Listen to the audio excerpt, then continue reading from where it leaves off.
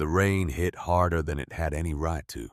November in Portland always came with cold, but this was different. This was the kind of rain that felt personal, like the sky itself had decided I didn't matter anymore. I stood on the porch for exactly 3 seconds after the door slammed behind me. 3 seconds where I thought maybe, just maybe, my mother would open it again. Maybe she'd look at me. Maybe she'd say something. Anything.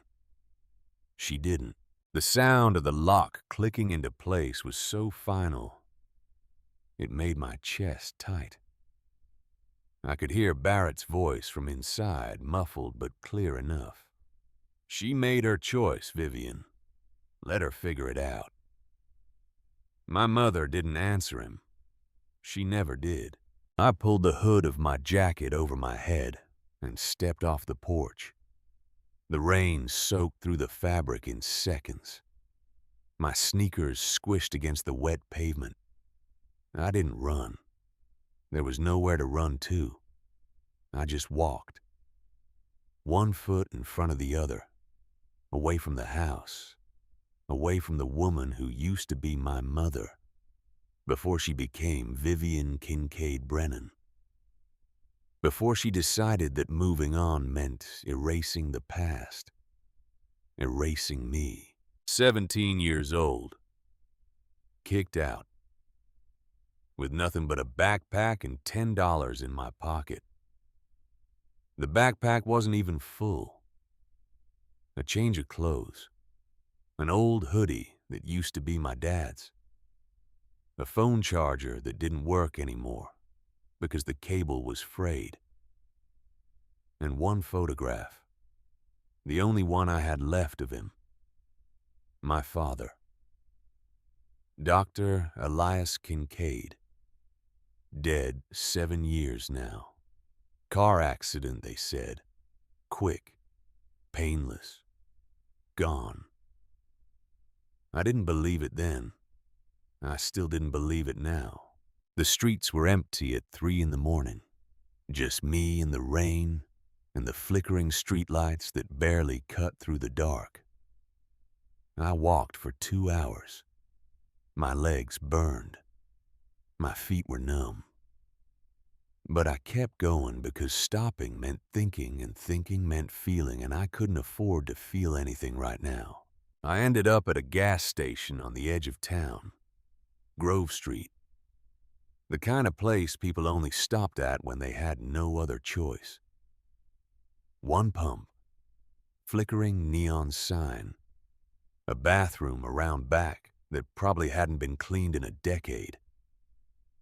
I sat down on the curb near the dumpsters, pulled my knees to my chest, and tried to ignore the cold seeping into my bones. That's when I saw it. Parked near the far corner of the lot, half hidden in the shadows, was the saddest excuse for a vehicle I'd ever seen. A 1987 Winnebago RV, rust eating through the sides. Windows cracked and taped over with plastic. Tires so flat they looked like they'd given up years ago. And taped to the side, flapping in the wind, was a handwritten sign. For sale, $10. I actually laughed. Out loud. It came out harsh and bitter, the kind of sound that didn't belong to a 17-year-old girl. $10. For that. I had exactly $10. $9.63 to be exact. I'd counted it twice already. You looking to buy? I jumped. Turned my head. A man stepped out from behind the RV. Older. Maybe late 50s, early 60s. Greasy jacket. Boots that had seen better days. Eyes that looked like they hadn't slept in years. He was holding a cigarette, but it wasn't lit. I don't have $10, I said.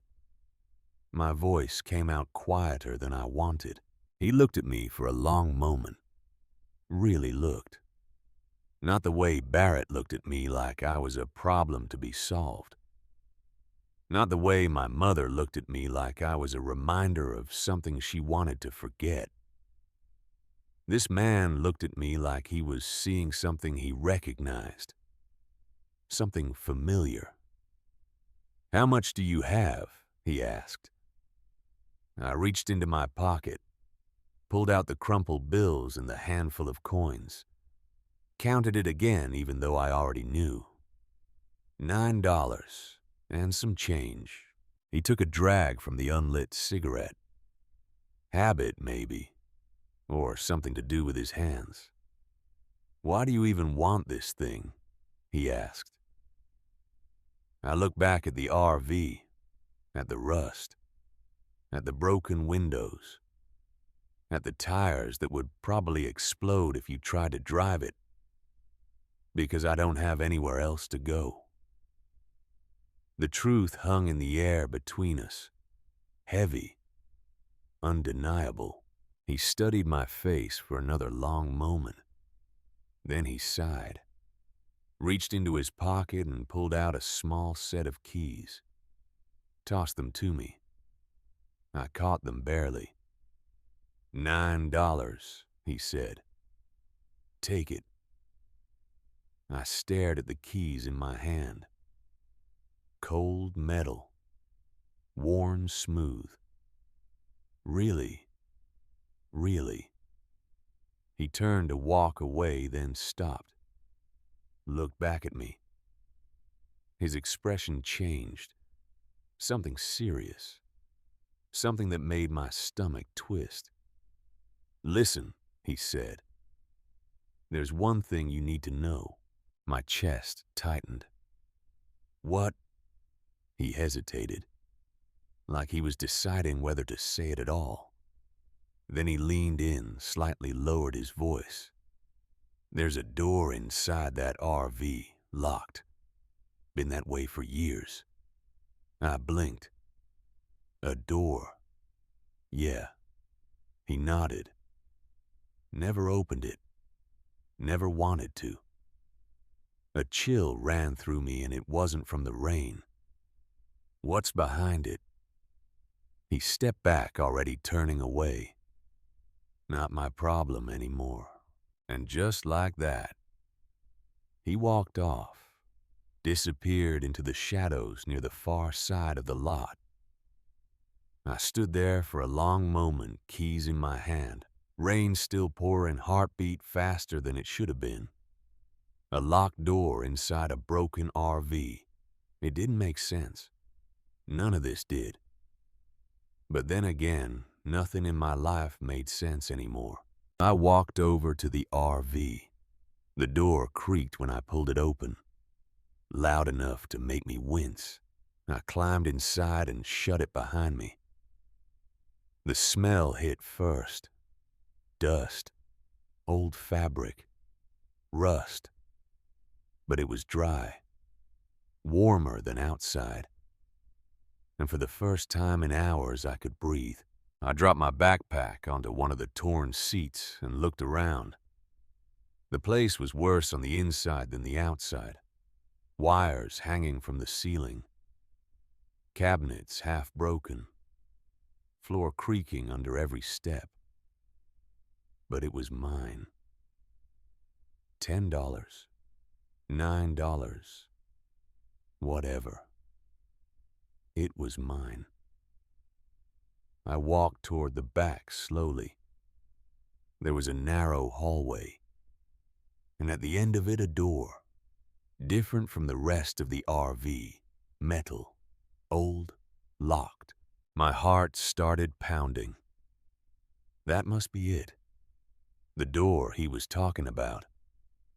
I reached out and ran my fingers over the surface.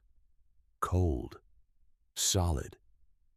There was no handle, just a small keyhole and scratches around it, like someone had tried to force it open before. Why would someone lock a door inside an RV? I whispered the question to the empty space. No answer. Just silence. but not empty silence. The kind that feels like it's hiding something. I stepped back. My mind was racing. I should ignore it, right? I mean, I just got this place. I needed to survive first. Figure out food, work, life. Not chase some weird mystery. But the curiosity wouldn't let go. Because for the first time in a long time, something in my life didn't feel empty. It felt important. I turned away from the door. I'll deal with it tomorrow, I said to myself. Yeah, tomorrow, after I figure everything else out. I went back to the front and sat down. Pulled my knees up again. Same position as before, but different. Because now I had walls, a roof, a place. Even if it was falling apart, it was mine. I pulled out the photograph of my dad, the only one I had left. It was creased and faded, but I could still see his face, smiling, standing next to another man I didn't recognize. Both of them in front of some kind of building. I'd stared at this photo 1,000 times over the years trying to remember his voice, his laugh, the way he used to call me Roro when I was little. You'd probably laugh at this, I said quietly to the photo. Buying a broken RV for $9, sleeping in it like it's some kind of victory. But then again, he always told me something I never really understood until now. Sometimes, Rowan, he'd say, the worst things hide the best opportunities. I used to think that was just something adults said to make kids feel better. Now I wasn't so sure. Because that door that locked Hidden Door, it didn't feel random. It felt like a secret, a big one. And I had a feeling whatever was behind it was gonna change everything. I just didn't know yet if it would save me or destroy me. I didn't sleep that night. Not really. Every time I closed my eyes, I saw that door. Not just the door itself, but what might be behind it. Money, junk, something illegal, or worse. Something that would get me in trouble just for finding it. The rain finally stopped sometime around dawn. But the silence that followed was even louder. Every creak of the RV made my heart jump. Every gust of wind felt like someone trying to get in. And somewhere in the back of my mind, there was this quiet voice, whispering the same thing over and over. Open it. By morning, I felt like I hadn't slept at all. My stomach was twisting from hunger. My head was pounding, and reality hit hard. I had $9 yesterday. Now I had nothing. No food, no job, no future. Just a broken RV and a locked mystery. Focus, I muttered, rubbing my face. Survive first, then worry about secrets. I grabbed my backpack and stepped outside. The world looked different in daylight, less dramatic, less emotional, just normal. People driving to work, kids heading to school, life moving on like nothing happened, like I didn't exist. I spent the next few hours walking around, asking for small jobs, cleaning, carrying boxes, anything. Most people didn't even let me finish my sentence. A few gave me looks like I was already trouble. One guy at a mechanic shop finally threw me a chance. Clean the back lot, he said. His name was Eddie. Older, gruff, but not cruel. $20. It wasn't much, but it was everything. I worked like my life depended on it. because it did. Sweeping, hauling junk, scrubbing oil stains until my hands hurt. By the time I was done, my shirt was soaked in sweat. My arms were shaking, but I had $20 in my hand. And for the first time since last night, I felt something close to control. I bought the cheapest food I could find. Bread, peanut butter, water. Then I went back to the RV. My RV. Still couldn't believe that part. As I stepped inside, that smell hit again. Dust, rust. But now it felt different, familiar, like I belonged there. I sat down, ate slowly, trying to make it last. But even while chewing, my eyes kept drifting back to that hallway, to that door. No, I said out loud. Not yet. But my voice didn't sound convincing, even to me. I tried to distract myself, cleaned a little, organized what I had. Checked the cabinets. Most were empty, except one. In the corner. Half-broken door hanging loose. Inside, I found something. A small metal box, old, rusty, but intact. My heart skipped. Okay, that's new. I pulled it out carefully. It wasn't locked, just stuck. I pried it open. Inside, nothing valuable. No money, no gold, just papers. I almost dropped it in disappointment. But something made me pause. The papers weren't random. They were neatly stacked, tied together with a faded string, like someone wanted them to be found. I untied it, started flipping through. Most of it looked like old receipts, notes, random scribbles, until I saw a name. My hands froze. My breath caught. No way. I flipped back, looked again. Same name, clear as day. Dr. Elias Kincaid. My father's name. My heart started racing. That's not possible. I whispered it like saying it louder would break it. I dropped onto the seat, staring at the papers. Page after page, his name kept showing up. Dates, addresses, numbers I didn't understand. But it was him. It had to be. How I leaned back, mind spinning. This RV, this random broken RV had something connected to my dad. No, that didn't make sense. He died 7 years ago. Far from here. Different life, different world. Unless I didn't know the full story. That thought hit like a punch. Because suddenly everything I thought I knew about him felt shaky. I grabbed the photo from my backpack, compared it to the name again. Same spelling, same initials, everything. Okay. I exhaled slowly. Think. Maybe it was just coincidence. Common name. Could happen, right? But deep down, I knew it wasn't. Because that door, that locked door, and now this. It was too much to be random. I stood up, heart pounding again. Walked toward the hallway.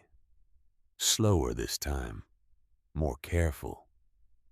Like I was stepping into something bigger than I understood. I reached the door, placed my hand against it. Cold again. Unmoving. Silent. If you're connected to this, I whispered, then what were you hiding? My fingers tightened into a fist. I wanted to break it open. Right there. Right then. Forget everything else. Just force the truth out. But then, reality hit again. Hard. If something illegal was inside, if this was connected to something dangerous, I could lose the only thing I had. Or worse. I stepped back, breathing heavy. Not like this, I said. I need to be smart. For the first time, this didn't feel like curiosity anymore. It felt like a puzzle, a dangerous one. I went back to the papers, looked closer. There were patterns, numbers repeated, addresses circled. One location showed up more than the others, over and over again, almost like it mattered. I grabbed a pen from my backpack, wrote it down, stared at it. 4750 Industrial Boulevard, Portland, Oregon. It wasn't far. Maybe a couple miles. My mind started connecting pieces. What if this wasn't just about the RV? What if this was something my dad left behind? Something unfinished. And somehow I ended up here. The thought gave me chills. But also something else. Purpose. For the first time since I got kicked out, I didn't feel lost. I felt like I was on the edge of something. I looked back at the door one more time. Still locked. Still silent. Still waiting. Whatever you're hiding, I said quietly, I'm going to find it. Maybe not today. Maybe not tomorrow. But soon. Because now it wasn't just about survival anymore. It was about the truth. And I had a feeling the truth was worth a lot more than $9. I didn't go to sleep that night either. It wasn't fear keeping me awake. It was something sharper. That address I found in the papers. Why was it written so many times, and why was my dad connected to it? I wasn't gonna wait. I needed answers. And that address was the first place to start. The walk took almost an hour. Empty sidewalks, long, quiet roads. Every step filled with questions I couldn't answer yet. The air was cold but clean, like the world had shifted overnight. I wasn't just surviving anymore. I was chasing something. When I finally reached the location, I stopped. This has to be wrong, I muttered. Because standing in front of me wasn't some abandoned building or run-down place like the RV. It was the opposite. Tall glass windows, cameras on every corner, security gates, and a sign right out front. Varex Corporation. My stomach dropped. This wasn't just weird anymore. This was big. I moved closer, staying near the edge of the sidewalk, trying not to draw attention. People in suits walked in and out like it was just another normal day. Employees used key cards. Security rotated shifts. Everything about this place was tight, controlled. They didn't want just anyone walking in. Why would my dad's name be connected to this place? He wasn't rich. He wasn't a businessman. He barely made enough to get by. So what was this? I pulled out the papers again. Checked the address. No mistake. Same one. 4750 Industrial Boulevard. I looked back up at the building, at the people, at the cameras, and then I saw something that made my heart stop. A man stepped out of the building, mid-40s, maybe early 50s, sharp suit. The kind of person who owned the room without trying. Confident walk. But that's not what hit me. It was his face. I had seen it before. Not recently. Not in person. But in a photo. A photo I hadn't looked at in years. Folded between old things I never threw away. I fumbled for my backpack. Pulled out the photograph of my dad. The one where he was standing next to another man. Both of them smiling. I held it up. Looked at the man walking toward a black car. Then back at the photo. It was him. The man in the photo. The one standing next to my father. That was the same man walking out of the building right now. My chest tightened. Breathing got heavier. That's him. The realization hit hard. This wasn't just connected to my dad. This was personal. I watched as he got into the car. Before he did, he paused, looked around. For a second, our eyes almost met. I quickly looked down, heart pounding. The car drove off. And just like that, I had a face, a connection, a lead, but also a new problem. Because people like him don't just exist in the same world as people like me. And if he was connected to my dad, then whatever this was, it was bigger than I thought. Way bigger. I stayed a little longer, trying to calm my thoughts, trying to figure out the next move. Then something else caught my attention. A delivery truck pulling into the side entrance. The gate opened. The truck rolled in slowly, and for a split second the inside was visible. Boxes, equipment, and a hallway. My eyes narrowed. There was a moment, small, easy to miss, but I caught it.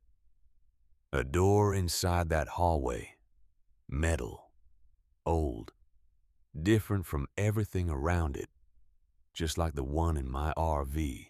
No, I whispered. It couldn't be. Or could it? That same type of door. In a place like this, that wasn't coincidence. That was a connection, a direct one. I stood up slowly. Everything inside me was screaming now. This wasn't just about my dad. This wasn't just about some old papers. This was something real, something hidden, and somehow I was right in the middle of it.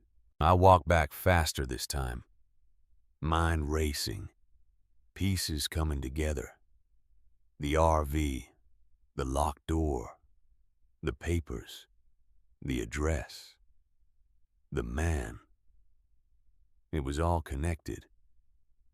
It had to be. When I finally got back to the RV, I didn't hesitate. I went straight to the hallway, stood in front of the door again. But this time it didn't feel like just a mystery. It felt like a key, a missing piece.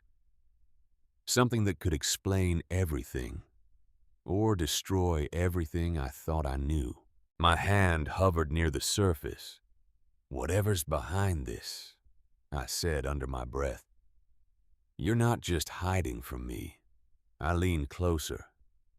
"There's a whole company out there, connected to you." Silence, but not empty. Waiting. Challenging. I clenched my jaw. I'm done waiting. I stepped back, looked around, grabbed a rusty metal bar from the corner, came back to the door, raised it. paused for just a second, because deep down I knew this was it. The moment everything changed.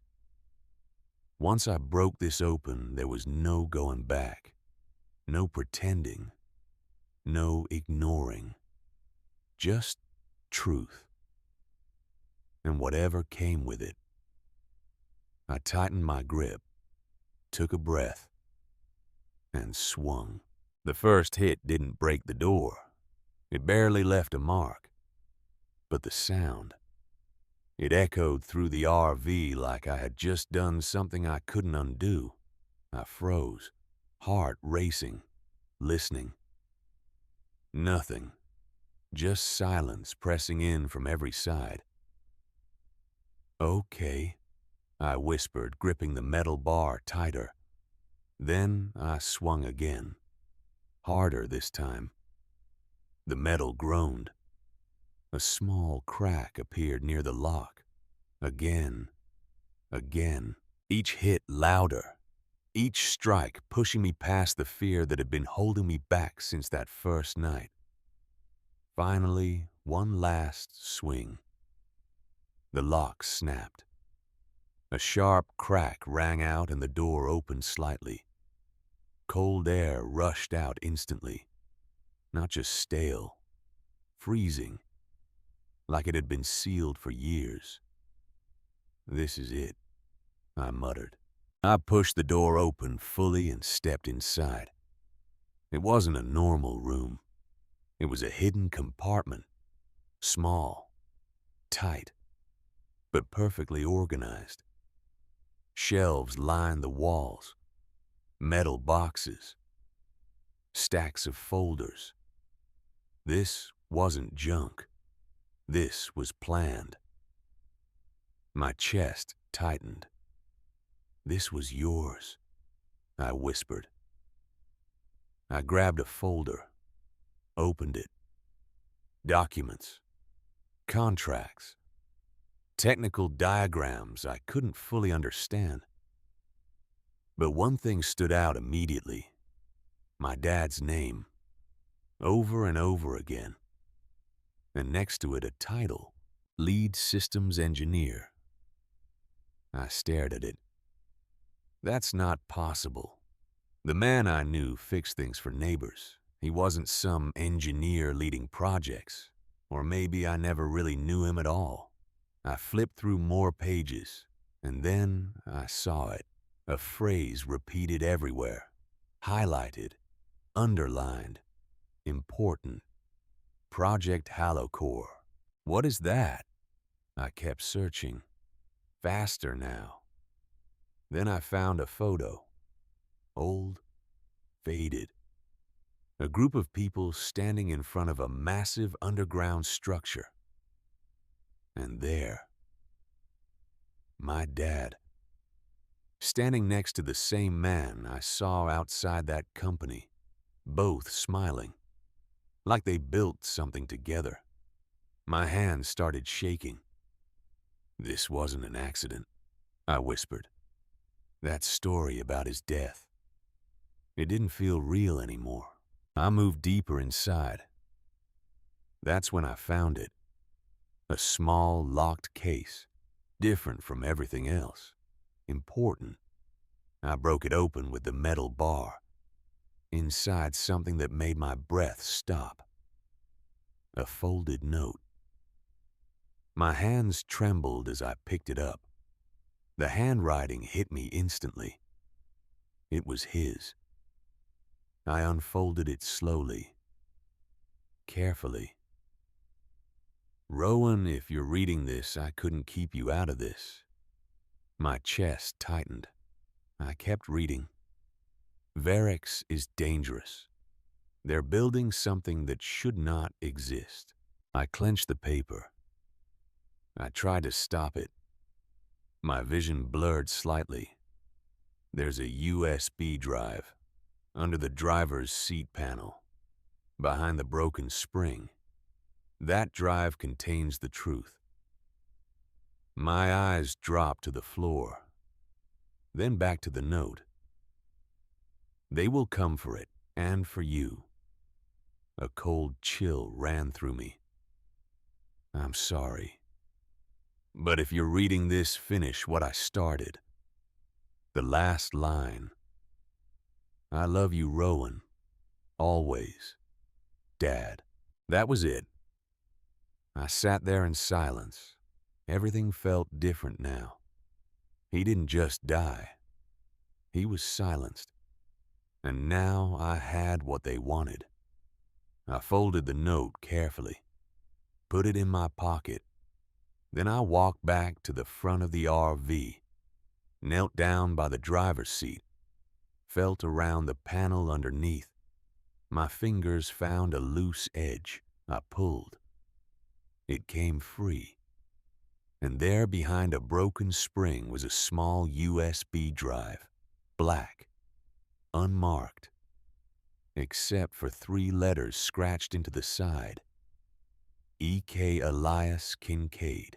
They're coming, I whispered. My grip tightened around the drive. Let them. Because for the first time, I wasn't running anymore. I was ready. The USB drive felt heavier than it should have. Small piece of plastic and metal.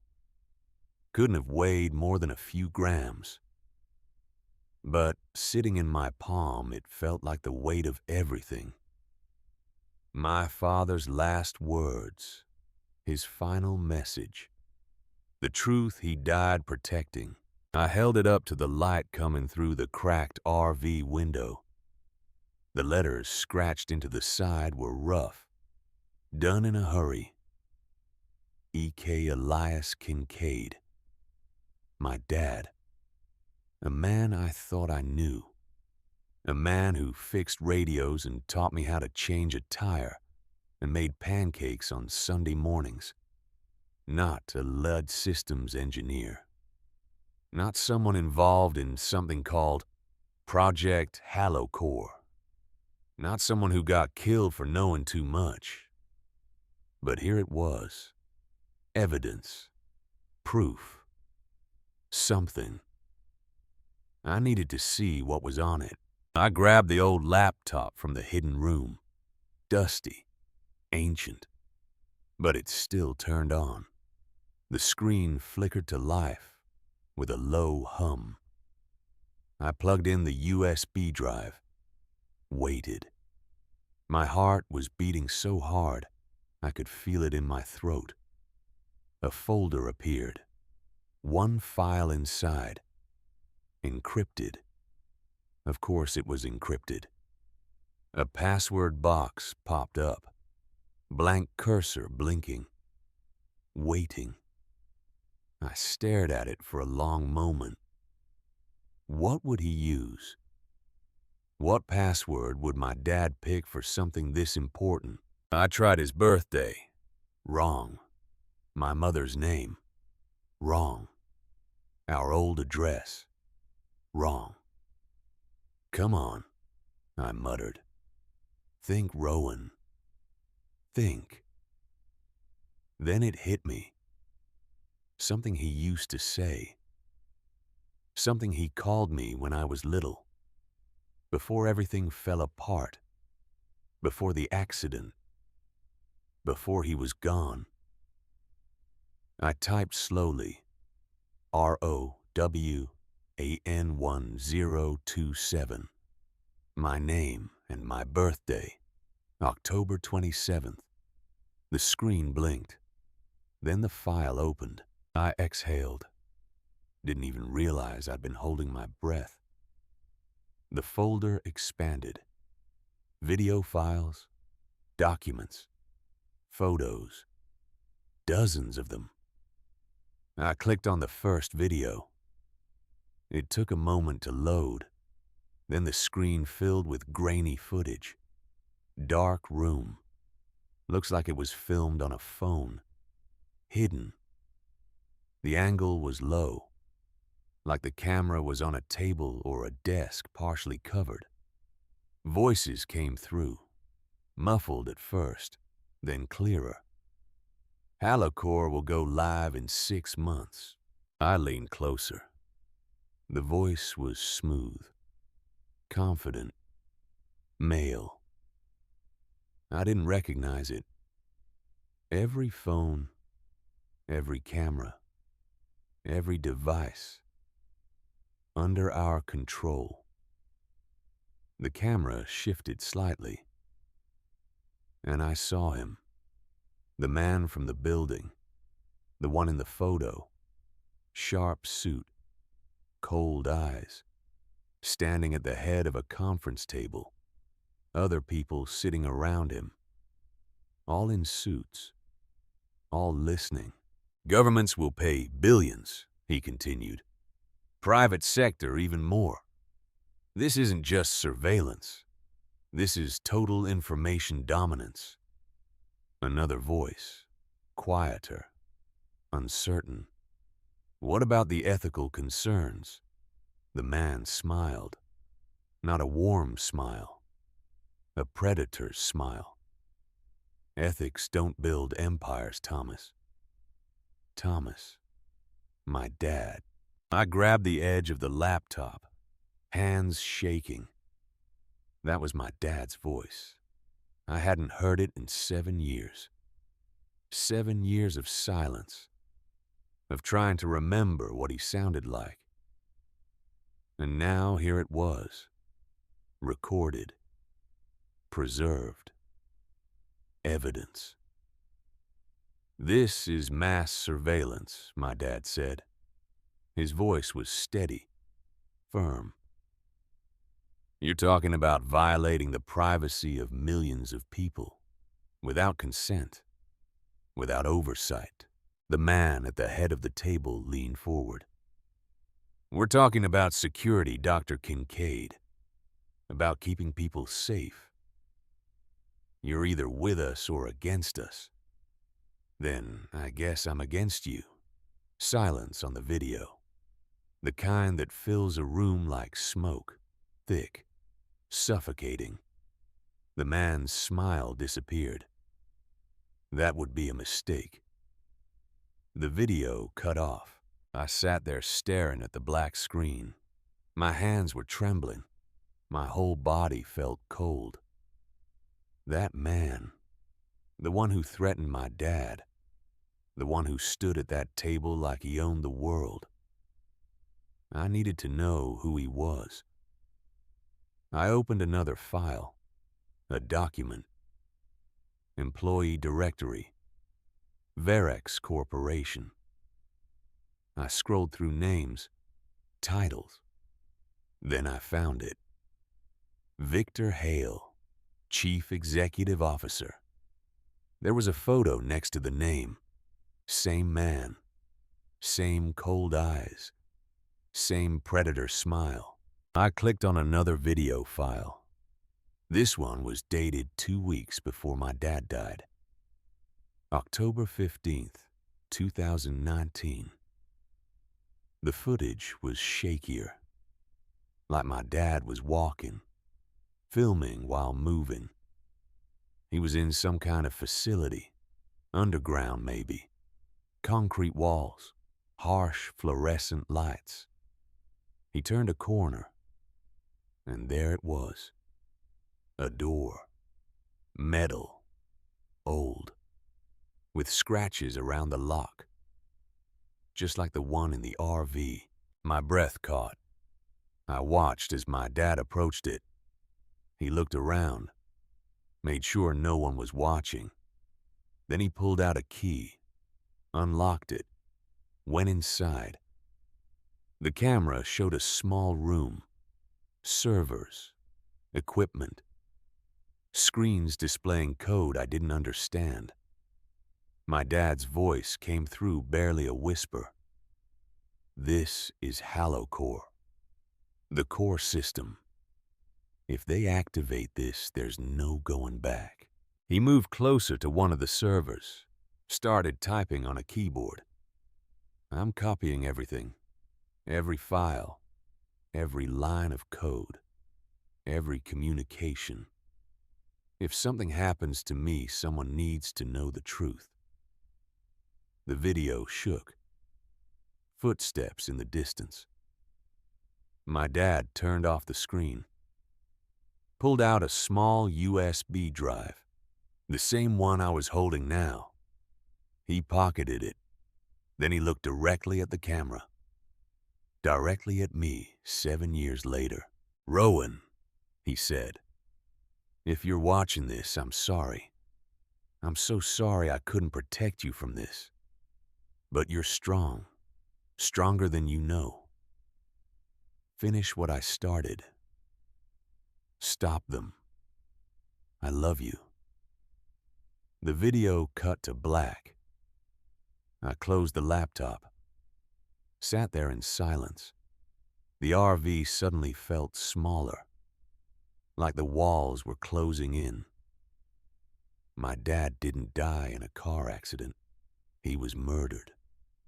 Silenced. Because he tried to stop Project Halocore. Because he tried to do the right thing. And now I had the evidence. The proof. Everything Victor Hale wanted to keep buried. They will come for it. And for you. My dad's words echoed in my head. I looked around the RV, at the broken windows, the rusted walls, the door I'd smashed open. This place wasn't safe anymore. If Varex knew about the RV, if they knew my dad had hidden something here, they'd come looking.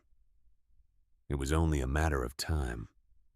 I needed to move, fast. I grabbed my backpack, shoved the USB drive into the front pocket, zipped it up, put the laptop in too. Then I grabbed the papers from the metal box. The photos. Everything that connected my dad to Varex, to Halocore, to Victor Hale. I stepped outside. The sun was setting, orange light cutting through the clouds. The parking lot was still empty. Just me and the broken RV and the sound of distant traffic. I walked to the edge of the lot, looked back one more time. "Thank you," I whispered. "You saved me." Then I walked away. I didn't go far, just far enough. There was an old warehouse across the street, abandoned, boarded up. I found a gap in the fence, slipped through, climbed up to the second floor where I could see the RV through a broken window. If anyone came looking, I'd see them first. I waited. 20 minutes passed. Then an hour. The sun disappeared completely. Streetlights flickered on. And then I saw them. 2 black SUVs, tinted windows, no plates. They pulled into the lot slowly, deliberately. My stomach dropped. My hands gripped the windowsill. 4 men got out, all wearing dark suits, all moving with precision. Not cops, not random people. These were professionals. They walked straight to the RV, didn't hesitate, didn't look around. They knew exactly where to go. One of them forced the door open. Another went around back. 2 others stood guard, watching, waiting. I held my breath, pressed myself against the wall. Heart pounding so loud I was sure they could hear it from across the street. One of the men came back out, shook his head, said something I couldn't hear. Then another vehicle pulled up, a 3rd SUV, newer, sleeker. The back door opened. Victor Hale stepped out. Even from this distance, I recognized him. The suit, the posture, the way he carried himself like he owned everything he looked at. He walked to the RV, slow, calm, like he had all the time in the world. He stopped at the entrance, looked inside, then turned around and looked right at me. No, that wasn't possible. I was too far, too hidden. But the way he stood there, the way his eyes scanned the area, it felt like he knew, like he could sense me watching. He pulled out a phone, spoke into it. I couldn't hear the words, but I didn't need to. His expression said everything. He was angry. No, not angry. Annoyed. Like this was an inconvenience. Like my dad's death. Like my life. Like all of it was just a problem to be solved. He got back in the SUV. The men climbed into the other vehicles. And they left. Just like that. Gone. I stayed pressed against the wall for another 10 minutes, making sure they weren't coming back, making sure it was safe. Then I slid down to the floor, legs shaking, hands trembling. They knew. They knew about the RV. They knew something was hidden there. And they knew I had it. I pulled out the USB drive, stared at it. This little thing, this tiny piece of plastic. People had died for it. My dad had died for it. And now they wanted it back. Not a chance, I whispered. But I couldn't do this alone. I couldn't fight Verex by myself. I needed help. I needed someone who could take this information and do something with it. Someone who could make people listen. I thought about the note my dad left. The one in the hidden room. He said to be careful. To not trust Verex. To not trust Hale. But he didn't say don't trust anyone. There had to be someone. Someone who could help. Then I remembered. The man who sold me the RV, Dalton Mercer. The way he looked at me. The way he knew about the door. The way he said, not my problem anymore. Like it used to be his problem. I needed to find him. It took me 2 days to track him down. 2 days of asking around, checking old records at the library, following leads that went nowhere. But finally, I found an address. A trailer park on the outskirts of Portland. Run down. Forgotten. The kind of place people went when they didn't want to be found. I knocked on the door of trailer number 47. Waited. No answer. Knocked again. Louder this time. Go away, a voice called from inside. Rough. Tired. Dalton Mercer, I called back. Silence. Then footsteps. The door opened a crack. Just enough for me to see his face. The same man. Older looking now. More worn. Like the last 2 days had aged him years. You? He said. Not surprised. Just resigned. I figured you'd come.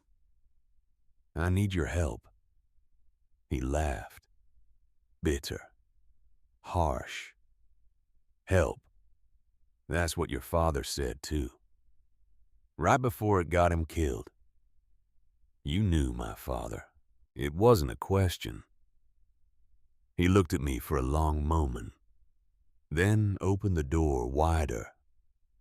Get in, before someone sees you. I stepped inside.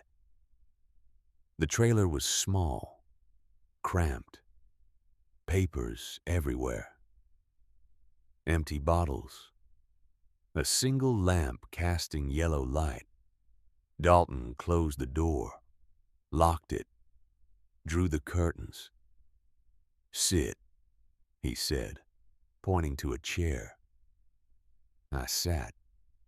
He stayed standing, leaning against the counter, arms crossed. "Your father was a good man," he said. "Best engineer I ever worked with. Brilliant, ethical, stupid. Stupid. Stupid for thinking he could stop them." Dalton shook his head. "We worked together at Varex back in 2016. He was lead engineer on HaloCore. I was his technician. We built that system from the ground up. It was supposed to be defensive. Protect critical infrastructure. Prevent cyber attacks. But then Hale took over. Changed everything. Turned it into a weapon. A weapon. A surveillance weapon. Total information control. Access to every device. Every communication. Every secret. Your father realized what it was becoming. He tried to shut it down. Tried to destroy the core files. But Hale found out." Dalton's voice got quieter. "They made it look like an accident. Car crash. Single vehicle. No witnesses. But I knew. We all knew. Elias didn't crash. He was eliminated." My chest felt tight. Hearing it confirmed. Hearing someone else say it. Made it real. Made it undeniable. "After he died, I quit," Dalton continued. "Took the RV. It was his. Did you know that he used it as a mobile lab? Kept backup files there. Research. Evidence. I hid it. Kept it off the grid for 7 years. Waiting. Waiting for what? For you." He looked at me. Really looked. "Elias told me once, if anything happens to me, my daughter will find a way. She's smart. She's stubborn. She won't let it go." He was right. I swallowed hard. They came for the RV last night. Varex, Victor Hale. Dalton's expression darkened. "Then they know. They know you have it." "Have what?" "The drive. The USB. Please tell me you didn't leave it in the RV." I pulled it out of my backpack, held it up. "I have it." Dalton exhaled. Relief and fear mixed together. "Good. That's good. But you can't keep it.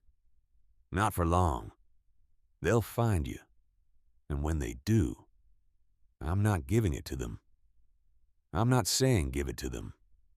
I'm saying give it to someone else. Someone who can use it. A journalist. A lawyer. Someone with a platform."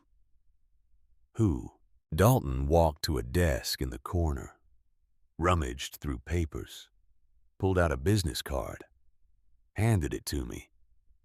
The name on it read Marlowe Parrish, independent investigative journalist. "She's been investigating Varex for 2 years," Dalton said. "Published a few articles. Nothing major. But she's persistent. And she's clean. No ties to Hale. No corporate backing. She's your best shot." I looked at the card. An email address. A phone number. "You trust her." "I don't trust anyone. But if there's one person who'd publish this without selling you out, it's her." I pocketed the card. "Thank you." Dalton walked to the door, unlocked it. Don't come back here. If they're watching you, they're watching me too. Send her the files. All of them. And then disappear. Get out of Portland. Change your name. Whatever it takes. Because once this goes public, Hale will do anything to make it go away. Including you. I stepped outside, turned back. Why did you help him, my dad? Why did you help him hide the evidence? Dalton looked old, tired, haunted. Because he was the only one brave enough to try. And because I was too much of a coward to do it myself. He closed the door, and I was alone again.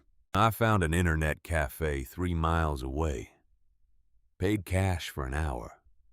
Sat at a computer in the back corner. Created a new email account. Anonymous. Untraceable. Then I typed the email address from Marlowe Parrish's card. Subject line Verex. Project Halocore. Evidence. Body, I have proof that Verex Corporation is building an illegal surveillance system. Proof that they killed my father to hide it. I'm attaching files, videos, documents, everything. Please, make this public. Make them pay. I attached every file from the USB drive. Dozens of videos. Hundreds of documents. Technical schematics. Communications. Everything. Then I hovered over the send button. This was it. Once I sent this, there was no going back. No pretending. No hiding. Verex would know.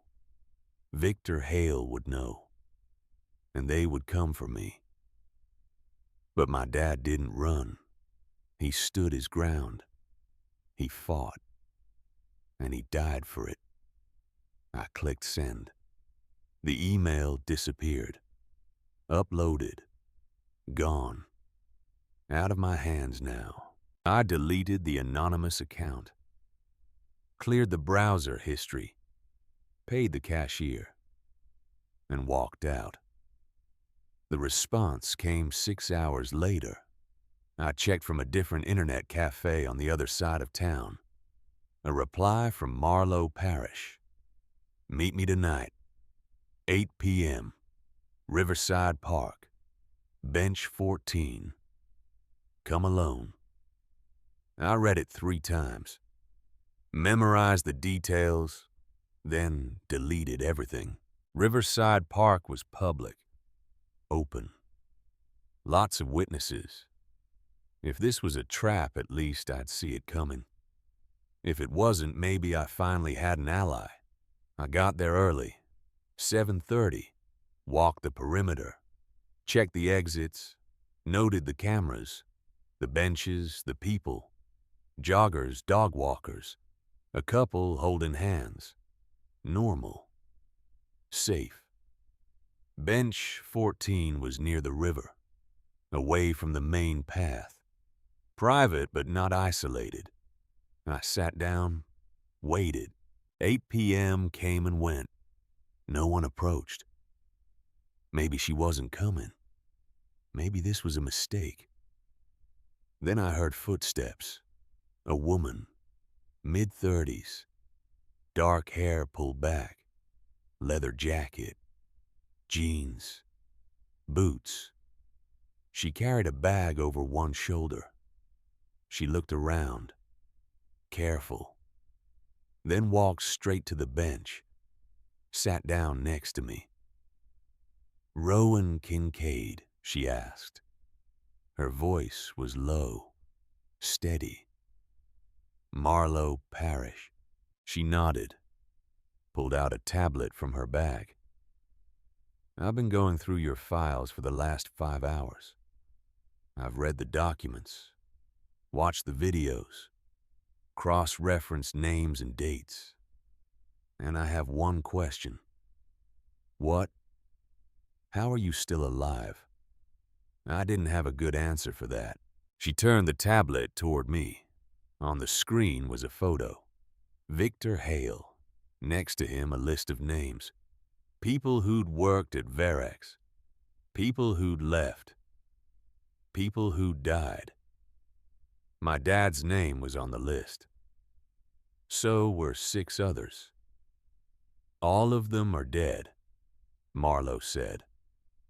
Car accidents, heart attacks, suicides, all within 5 years. All of them worked on Project Halocore.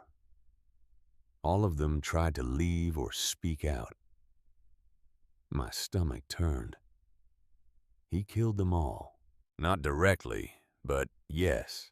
Victor Hale made them disappear. And now you have the one thing that can prove it. So you'll publish it. Marlowe looked at me. Really looked. Not with pity. Not with doubt. With respect. If I publish this, Varex will come after both of us. My career will be over. Possibly my life. Are you sure you want that? I thought about my dad. About the note he left. About his voice on those videos. About 7 years of lies. Yes, I said. I'm sure. Marlowe nodded. Then I need 24 hours. I need to verify sources. Contact my editor. Build a case that's airtight. Can you stay hidden for one more day? I've been hiding my whole life. She smiled. Small. Sad. Your father would be proud of you. She stood up, walked away, disappeared into the park. And I was alone again. But not for long. I felt it before I saw it. That prickling on the back of my neck. The sense that someone was watching. I turned slowly. Scanned the park. Nothing obvious. Just people. Normal people. But something was wrong. Then I saw it. A black SUV. Parked across the street. Tinted windows.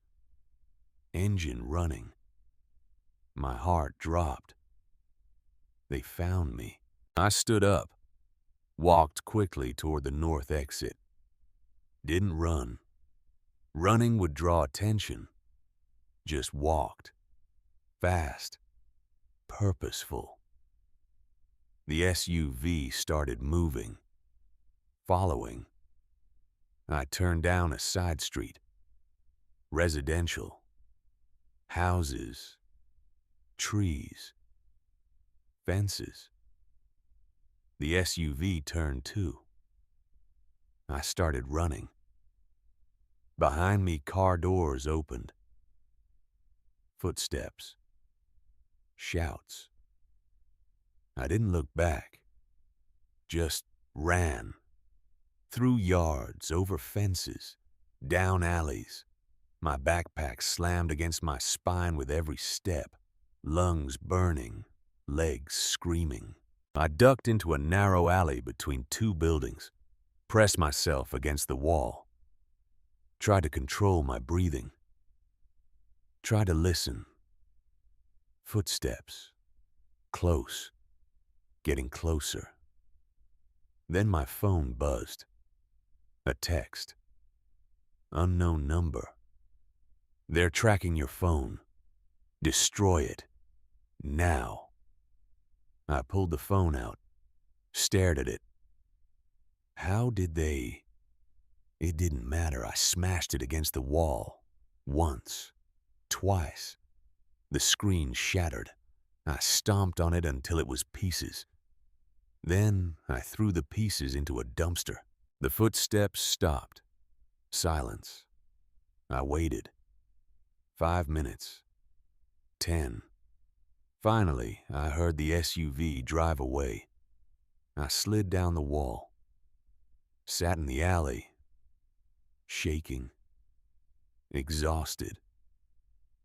24 hours. That's all I needed. One more day. Then Marlowe would publish the story. Then the world would know. Then my dad's death would mean something. I just had to survive until then. I spent the night in an old parking garage, 3rd level, behind a concrete pillar where I could see both stairwells. No phone, no way to contact anyone. Just me and the USB drive and the constant fear that they'd find me before morning came. Sleep didn't happen. Every car that drove by, every footstep echoing through the concrete, every shadow that moved. My body was exhausted, but my mind wouldn't stop. Couldn't stop. Because stopping meant thinking about what came next. And what came next was terrifying. 24 hours. That's what Marlowe said. 24 hours and she'd publish everything. Expose Verex. Expose Victor Hale. Expose Project Halocore. My dad's death wouldn't be in vain. His sacrifice would mean something. I just had to stay alive long enough to see it happen. Dawn broke slowly. Gray light filtering through the concrete levels. I stood up, stretched. Every muscle ached. My stomach was empty. Hadn't eaten since yesterday morning, but I couldn't think about that now. I needed to keep moving. Stay ahead of them. I left the parking garage through the ground level exit. Walked several blocks before I felt safe enough to stop. Found a small diner, the kind that's been there for 40 years and looks like it hasn't changed since. I went inside, sat in a booth near the back where I could watch the door. Ordered coffee and toast. That's all I could afford. The waitress didn't ask questions, just brought the food and left me alone. I ate slowly, made it last, tried to think. Marlowe had my email. She had the files, but I had no way to contact her. No way to know if she'd actually publish. No way to know if I could trust her at all. What if she worked for Verex?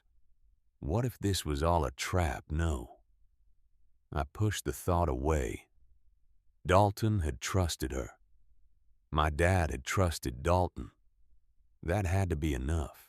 I finished eating, left cash on the table, walked back outside.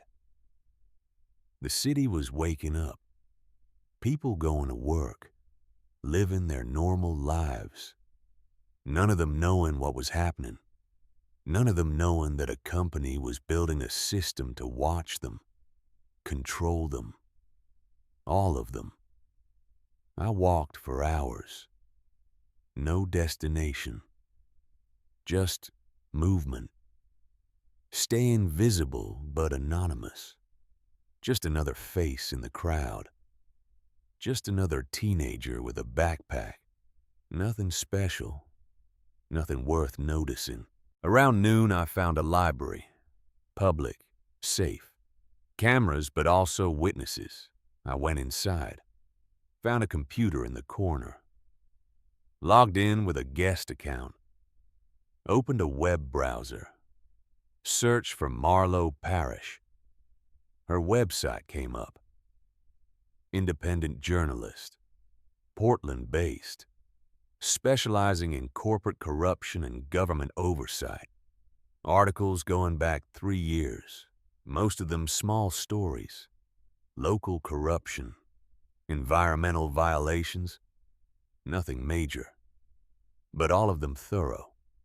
Well-researched. Honest. I clicked on her bio. There was a photo. Same woman from the park. Dark hair. Serious expression. The text below described her background. Former reporter for a major newspaper. Left to go independent after her editor killed a story about pharmaceutical fraud. Since then, she'd been publishing on her own, building a reputation, making enemies. She was real. She was legitimate. I had to believe that. I closed the browser, cleared the history, stood up to leave. That's when I saw him, standing near the entrance, watching. One of the men from the SUV, dark suit, earpiece, eyes scanning the library, methodically, row by row. He hadn't seen me yet, but he would. I ducked down, moved between the shelves, keeping low, keeping quiet. My heart was hammering. I reached the back of the library. Emergency exit. I pushed through. Alarm blared, didn't matter. I ran. Out into an alley. Left, right. Through a parking lot. Over a fence. I didn't stop until I was 6 blocks away. Didn't stop until my lungs were burning and my legs were shaking and I couldn't run anymore. I collapsed against a wall, gasping for air. They were everywhere. How many people did Varex have looking for me? How much money were they spending to find one 17-year-old girl with a USB drive? Enough. The answer was enough. Because what was on that drive was worth billions, and my life was worth nothing to them. I needed to get off the streets, needed to find somewhere safe, somewhere they wouldn't think to look. I thought about going back to the RV, but they'd be watching it. Thought about finding Dalton, but I'd put him in enough danger already. Thought about just giving up, turning myself in, handing over the drive. No, my dad didn't give up. He fought until they killed him. And I wasn't going to dishonor that by running away now. I kept walking, aimless, lost, until I found myself back at Riverside Park.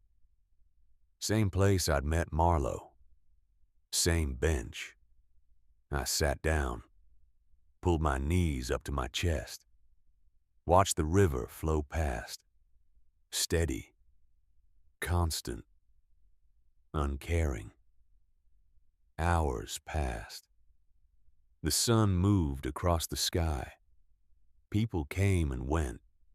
Joggers, families, couples, all of them oblivious, all of them safe in their ignorance. Then my backpack buzzed. I froze, reached inside, pulled out the laptop, the old one from the RV. I'd forgotten it was in there. It was still on. Battery almost dead, but still functioning. And there was a notification on the screen. New message. I clicked it. An email. From Marlowe Parish. Sent through an encrypted service I didn't recognize. It's done. Story goes live in 2 hours. Portland Tribune online first, then national syndication. I've sent copies to 3 other journalists as backup. Varex can't stop it now. Stay safe. You did it. I read it 3 times. 4 times. It's done. The story was going live. In 2 hours, the world would know. Victor Hale would be exposed. Project Halicore would be public. My dad's death would be avenged. I wanted to cry, wanted to scream, wanted to feel relief. But all I felt was empty, tired, scared. Because this wasn't over. Not really. Variks wouldn't just roll over. Victor Hale wouldn't just accept defeat. They'd fight back. Deny everything. Discredit Marlowe. Discredit me. And if they couldn't do that, they'd make us disappear. Just like they did to my dad. I closed the laptop, put it back in my backpack, stood up. 2 hours. I just needed to survive 2 more hours. Then it wouldn't matter if they found me. The truth would be out.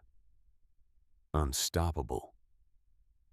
I started walking, away from the park, toward downtown, where there were more people, more cameras, more witnesses. Harder to make someone disappear in broad daylight. But I only made it 3 blocks. The SUV came out of nowhere, pulled up beside me. Doors opened. 2 men got out. I turned to run, but there were 2 more behind me, blocking my path. I was surrounded. Rowan Kincaid. The voice came from inside the SUV, smooth, calm, familiar. Victor Hale. He stepped out. Same suit, same cold eyes, same predator smile. He looked at me like I was a problem, an equation to be solved, nothing more. "You've caused me quite a bit of trouble," he said. I didn't respond, just stared, heart pounding, mind racing, looking for an exit. Any exit. "The USB drive," he continued. "I assume you still have it." "I don't know what you're talking about." He laughed, not amused, just acknowledging the lie. "Your father said the same thing, right up until the end. He was stubborn, too."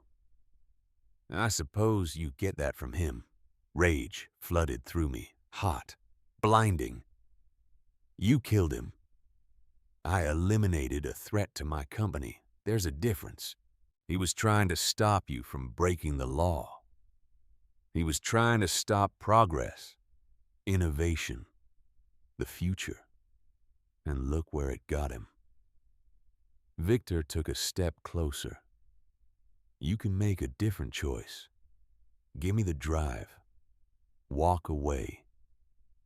I'll give you money. Enough to start over. Go to college. Live your life. Forget all of this. Like you let my dad forget. Your father didn't have a choice. You do." I looked at the men surrounding me, at Victor, at the SUV, at the street behind them. Cars passing by. People on the sidewalk. Witnesses everywhere. But none of them were paying attention. None of them cared. To them, this just looked like a business conversation. A girl talking to some men in suits. Nothing unusual. Nothing worth noticing. "I already sent the files," I said quietly. Victor's expression didn't change. "I know. To Marlowe Parish. Very resourceful, but ultimately pointless." My stomach dropped.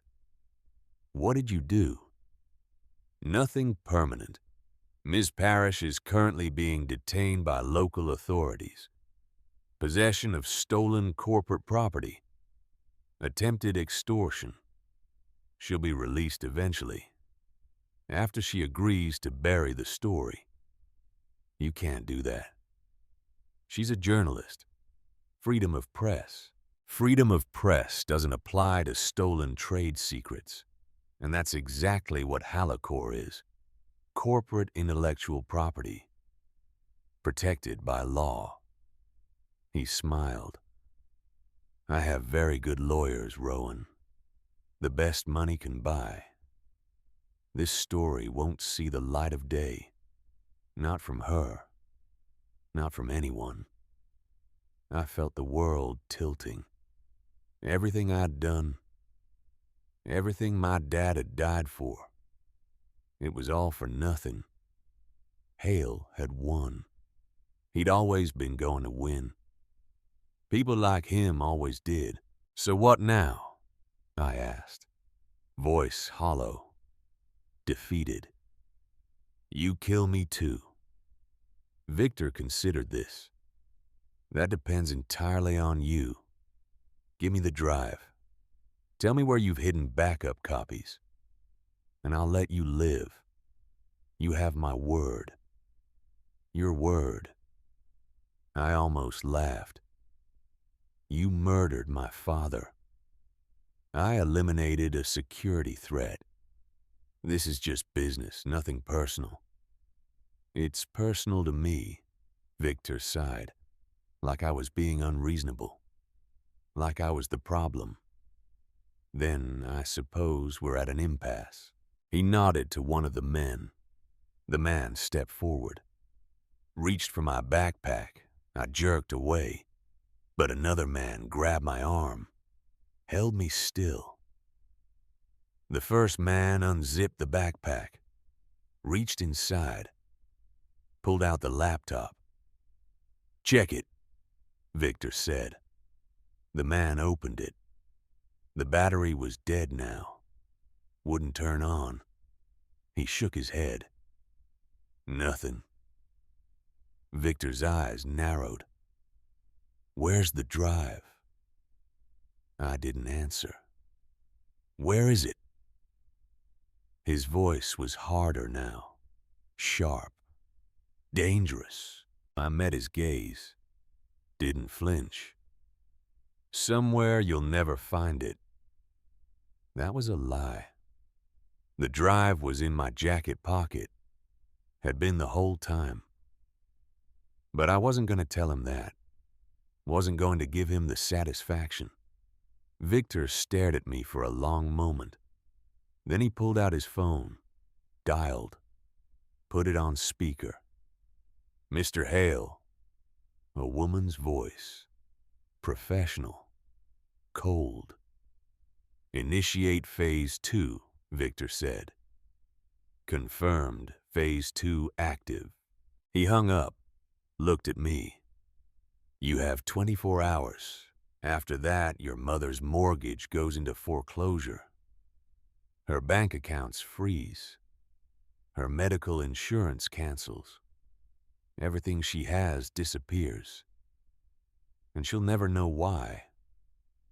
She'll just think she failed, lost everything. Unless you give me that drive. I felt sick. You're threatening my mother. I'm giving you motivation. 24 hours. Then we move to Phase 3. And Phase 3 involves your mother's new husband, Mr. Brennan. I believe he has a contracting business. Would be a shame if his licenses got revoked, if his projects got shut down, if his reputation got destroyed. Stop. Give me the drive and I will. I looked at him. At this man who'd killed my father, who was now threatening my mother, my family, everyone I'd ever cared about. And I realized something. He wasn't gonna stop. Even if I gave him the drive, he'd still come after me. After them. Because people like Victor Hale don't leave loose ends. My dad knew that. That's why he hid the evidence. That's why he left me the note. Because he knew I'd have to finish it. Not just expose the truth, but make sure it stuck. Make sure Hale couldn't bury it. I took a breath, steadied myself. Okay. Victor raised an eyebrow. Okay. I'll give you the drive, but not here. Too many witnesses. You want to meet me tonight, midnight. The old Varex facility on Industrial Boulevard. Why there? Because that's where this started. Where my dad worked. Where you killed him. Seems fitting it should end there too. Victor studied me, suspicious, but also intrigued. And if I don't agree, then I destroy the drive. Right here. Right now. Smash it to pieces. And you'll never know if I made copies. Never know if someone else has the files. You'll spend the rest of your life looking over your shoulder. Silence. The men around us waited. Traffic passed. Life continued. Finally, Victor nodded. Midnight. The old facility. Come alone. You too. He smiled. Of course. He got back in the SUV. The men released me. Got in after him. The vehicle drove away. And I was alone again. I stood there for a full minute, shaking, processing. What had I just done? I'd bought time. That's what. Time to figure out a plan. Time to find another way. Time to finish what my dad started. I pulled out the USB drive from my pocket, held it up to the light. This little thing, this tiny piece of plastic, worth billions, worth lives, worth everything. I needed help, real help. And there was only one person left who might give it to me. Dalton Mercer. I went back to the trailer park, knocked on door 47. No answer. Knocked again. Harder. Dalton. It's Rowan. I need help. The door opened. But it wasn't Dalton. It was a woman. Mid-40s. Tired eyes. He's not here. Where is he? Hospital. Providence, Portland. He collapsed this morning. Heart attack, they think. My blood went cold. Is he okay? I don't know. They took him hours ago. She paused.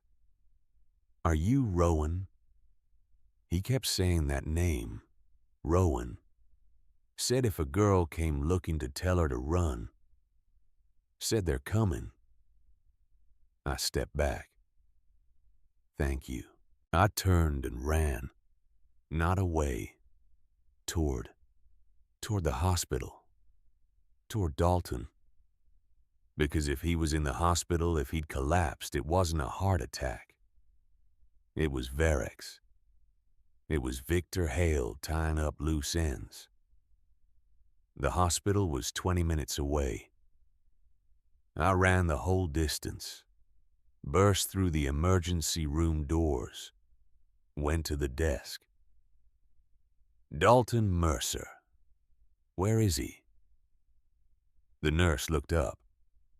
Are you family? I'm his niece. She checked the computer. 3rd floor, ICU, room 314. I took the stairs, too impatient for the elevator. 3rd floor, down the hall, room 314. I pushed through the door. Dalton was there, lying in bed. Pale, wires and tubes connecting him to machines. His eyes were closed. But when I entered, they opened, focused on me. Rowan. His voice was weak, barely a whisper. I moved to his bedside. What happened? Hale's men found me this morning, injected something, made it look natural. He coughed, grimaced. I don't have much time. Don't say that. You're going to be fine. No. He shook his head slightly. I'm not. But that's okay. I made my peace. He reached out, grabbed my hand. His grip was weak, but desperate. Listen, your father, he didn't just leave you the USB drive. What do you mean? The door. In the RV. The locked door. You broke the lock. But there's something else. Something you didn't find. I found the hidden room. The files. The note. Not that. He coughed again. Harder. The door itself. Look at the hinges. Bottom left. There's a compartment. Hidden. Your father built it. Put something inside. Something important. What?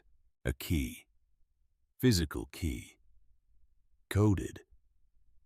Opens the main server room at Varex, the original facility, where Halocor started. His breathing was getting shallower. If you want to stop them, really stop them, you need to access that server. Upload a kill code. Your father wrote it. It's on the USB drive. File named Midnight Protocol. Midnight Protocol. I'd seen that file. Thought it was just another document. The key, Dalton continued. Get it. Go to the facility. Destroy Halocor from the inside. It's the only way. Dalton, your father was brave. Braver than me. Braver than anyone I knew. He'd be proud of you, Rowan. So proud. His eyes closed. The machines around him started beeping. Nurses rushed in, pushed me out of the room. I stood in the hallway, numb, watching through the window as they worked, trying to save him. But I already knew. He was gone. Just like my dad. Just like everyone who'd tried to stand up to Victor Hale. I turned away. Walked down the hall. Down the stairs. Out of the hospital. The sun was setting. Orange light cutting through the clouds. I checked the time. 7 p.m. 5 hours until midnight. 5 hours to find the key. Get to the facility. And end this. I went back to the RV lot. The tape was still there. Police tape now. Do not cross. I ignored it. Ducked under. Went to the RV. The door was still broken. I went inside. Straight to the back. To the metal door. It was hanging open. Half off its hinges from when I'd smashed the lock. I knelt down. Examined the bottom hinge. Ran my fingers along the edge. There. A seam. Almost invisible. I pried at it with my fingernail. It popped open. Inside was a small space. And in that space was a key. Not a normal key. This one was electronic, card style, with numbers etched into the side. H-Core-01. I'd seen those numbers before. In my dad's notes. In the files. Halocor 01. The original core server. I pocketed the key. Checked my backpack. Laptop dead. But I still had the USB drive. Still had everything I needed. I pulled out the drive, plugged it into the laptop, found a way to charge it from the RV's auxiliary battery. It took forever to boot up. But finally the screen came to life. I opened the USB drive, scrolled through files, found it. Midnight Protocol. Double-clicked. A program opened. Lines of code, instructions, and a message at the top. If you're reading this, I'm gone. This protocol will destroy Halocore from the inside. Upload it to the main server. Run it. The system will delete itself. All backups, all copies, everything. But you only get one shot, and you need physical access. The key I left you will get you in. Finish this, Rowan. I love you. Dad. I read it twice, memorized it. Then I closed everything. Unplugged the USB drive. Put the laptop back in my backpack. Stood up. Midnight. The old Varex facility. Victor Hale would be there, waiting for me, expecting me to hand over the drive, to surrender. He had no idea what was coming. I left the RV one last time, walked through the lot, through the streets, toward Industrial Boulevard. The facility was 5 miles away. I walked the whole distance. Took 2 hours. Gave me time to think, to prepare, to accept what might happen. I might not walk out of there. Hale might kill me. But if I could upload the protocol, if I could destroy Halocore, then my dad's death would mean something. My death would mean something. That was enough. The facility came into view. Old concrete building, mostly abandoned. Windows dark, but I could see lights inside. Movement. They were there, waiting. I checked my watch. 11:58 p.m., 2 minutes to midnight. I walked to the front entrance. The door was unlocked. I pushed it open, went inside. The hallway was dark. Emergency lights casting red shadows. I followed them deeper into the building, downstairs, through corridors, until I reached a door, metal, heavy, with a card reader next to it. I pulled out the key, slid it through the reader. The light turned green. The lock clicked. The door opened. Inside was a server room, rows of machines, blinking lights, the heart of Halocore, and standing in the center was Victor Hale. Right on time, he said. He wasn't alone. 4 men, armed, surrounding him, protecting him. I stepped inside. The door closed behind me. The drive, Victor said, hand extended. I reached into my pocket, pulled out the USB drive, held it up. This is what you want. That's exactly what I want. Then come get it. I threw it. Not to him, past him. It landed on the floor behind him, skittered across the concrete. Victor turned. The men turned. Just for a second. Just long enough. I ran, Not toward the door, toward the servers, toward the main console. I'd seen it in the files, knew what it looked like, found it, pulled out the real USB drive from my other pocket, the one I'd kept hidden, plugged it in. "Stop her!" Victor shouted. The men moved, but I was faster. I opened the file. Midnight Protocol. Double-clicked. A prompt appeared. Execute yes/no.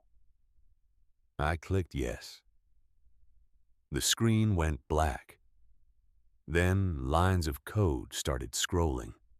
Fast. Unstoppable. The servers around me started humming. Louder. Louder. Warning lights flashed. Alarms blared. "What did you do?" Victor screamed. He was running now, toward me. "What did you do?" The console displayed a message. Halocore deletion in progress. All systems purging. Estimated time 3 minutes. I pulled out the USB drive. Held it up. I finished what my dad started. Victor lunged at me, but the servers were overheating. Sparks flew. Smoke filled the room. The men backed away, coughing, choking. Victor grabbed my arm, yanked me toward him. "You've destroyed everything," he shouted. Good. An explosion. One of the servers burst into flames, then another. The room was filling with smoke and fire. Victor released me, staggered back. "We need to evacuate," one of the men shouted. They ran, out the door, up the stairs. Victor followed, but he stopped at the doorway, looked back at me. "This isn't over," he said. "Yes," I replied. "It is." He disappeared, and I was alone. The room was burning. The heat was intense. I needed to leave. But I waited, watched the console, watched the progress bar. 90%, 95, 99. Halocore deleted. All backups purged. System offline. Permanent. I smiled. Then I ran, out of the room, up the stairs, through the corridors. The building was collapsing behind me. Fire and smoke and destruction. I burst through the front entrance, fell to my knees on the pavement outside, gasping for air. Fire trucks were already arriving. Police, ambulances, people shouting, running. Chaos. I stood up, started walking, away from the building, into the darkness. No one stopped me, no one noticed. Just another person fleeing a fire. Nothing special. I walked for an hour, back toward the city, back toward life. And when I finally stopped, I pulled out my phone. No, I didn't have a phone anymore. I'd destroyed it. But there was a payphone on the corner, old, barely functional. I picked it up, dialed a number I'd memorized. Marlowe Parrish answered on the third ring. "It's done," I said. "Halocore is gone. Everything. I have proof. Can you still publish?" Silence on the other end. Then they let me go. 2 hours ago. All charges dropped.